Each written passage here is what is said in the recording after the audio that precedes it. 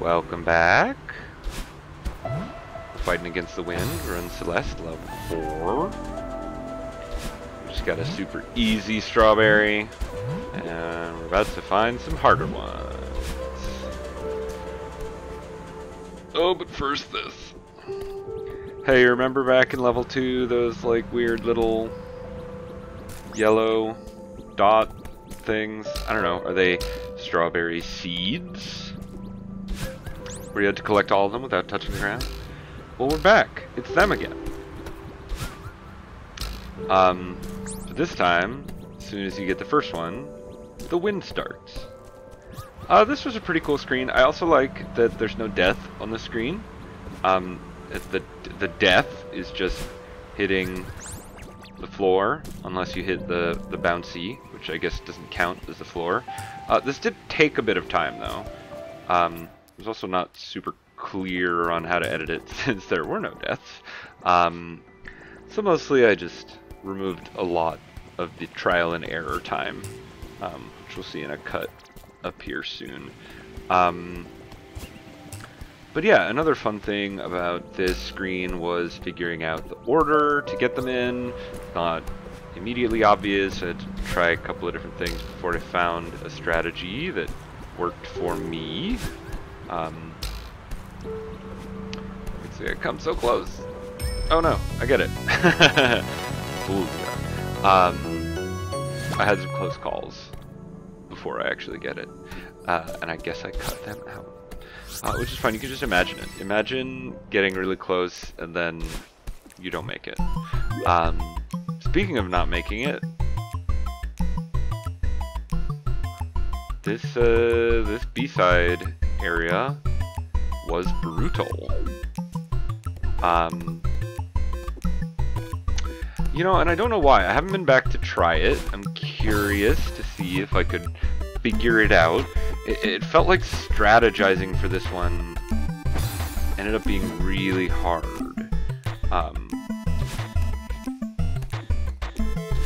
Like, I wasn't sure where to stop. You know, like, do I try to get to the top of that block so that I can reset, or do I just, like, ignore it? You know, it feels like it's set up in a weird kind of way, and I just wasn't sure how to approach it, and that just made for a very difficult segment. And there are a lot. There's a shoot ton of deaths here.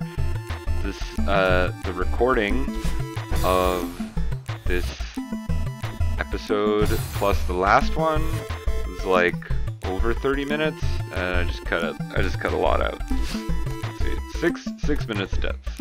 Gotta cut this out. So many deaths to cut out. And this is some.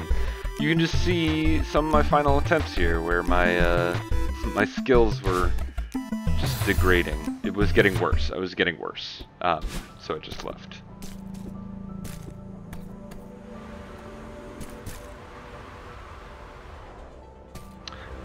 Just decided to move on. I know that I'm gonna have to visit these levels to collect stuff later anyway, so well, gotta check the wall. That was an intentional death, if you couldn't tell. You gotta check the wall.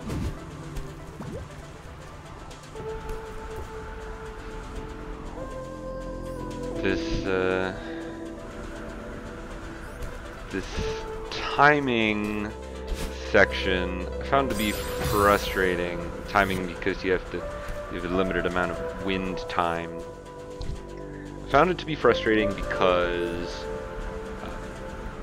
you know, unlike the cassette tape areas, whoops, I just skipped it. Unlike the cassette tape areas, it was difficult because you don't have a indicator of timing, like when to go and when to not go, unless you just kind of memorize how long each section is. I found that to be a little frustrating. It happens a couple times here in this level 4. I liked this mechanic though. So, you know, you touch the button,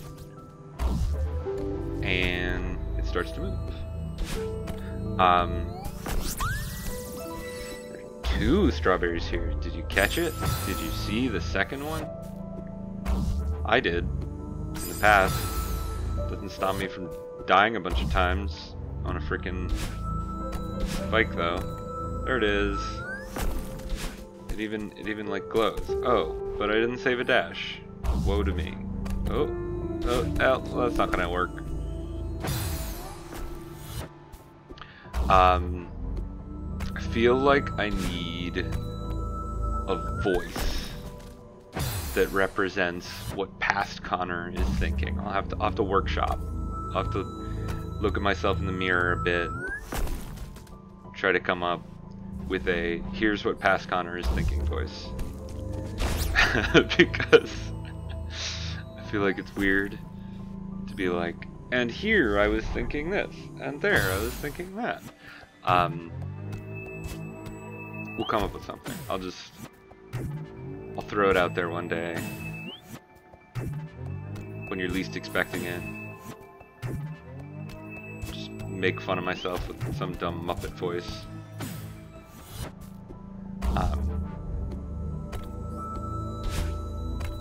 Eventually figure this out. You gotta save that jump, get the strawberry there, wait for this thing to respawn, and then hop back on and get onto it from below. Like so. And we did it. Got that strawberry. 55, 56. This area has a bunch of these little side areas with strawberries in them, and you'll notice they seal off once you get the strawberry. So it's nice. It lets you remember which ones you've done and which ones you haven't.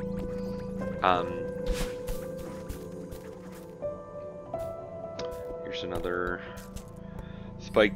A lot of spikes. A lot of floating platforms. It's the theme of this section, I guess. Oh, that's kind of a tight cut, but I did die there. Just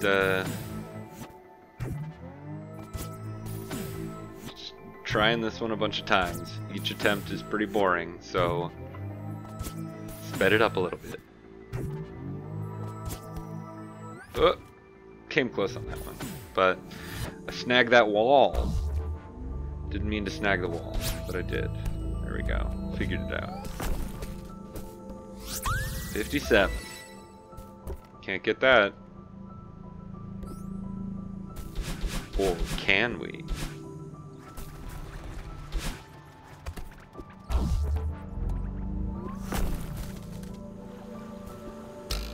I like these little viewfinders.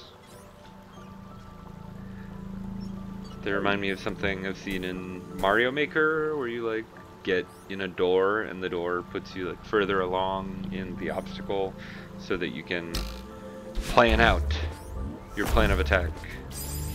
And this is the room where I learned that there are two different kinds of floating blocks.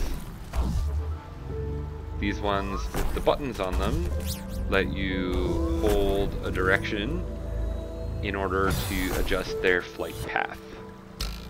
So you'll see me do this here. Here I'm going to hold right. No, I'm going to forget. Next one. Next time. Promise.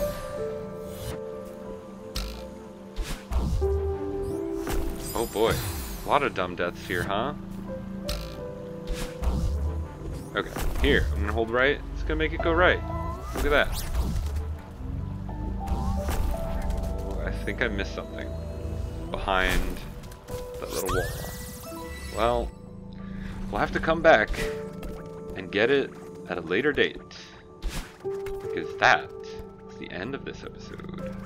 I hang out here, think about what to do next. See you next time.